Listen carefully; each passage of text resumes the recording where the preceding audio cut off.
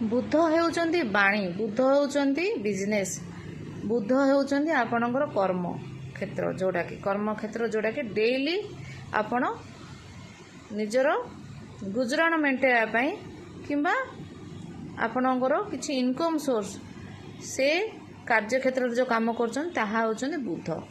जदि आपणकर जॉब क्षेत्र रे किछि प्रॉब्लम अछि किंबा बिजनेस आपण करछंती बिजनेस रे प्रॉब्लम अछि ताहा जदि चालुनी भलरे आपणकर बिजनेस फ्लोरिश होनी तेबे कौन करिवे, मंगलवार दिन राति रे गोटे मुठा गोटा मुग चोपा थिबार गोटा मुग ताको आपण भिजे देबे गोटे तंबा पात्र भितरे ताको भिजे देबे एवं ता पर दिन सकाळू आपण घर बाहरे ताको पक्षी मानंकु खाया पई दे देबे। जदि पक्षी नथिबे आपणक घर पाखरे तेबे जे कोनोसी गोमाता को ताको खाया पई दे देबे।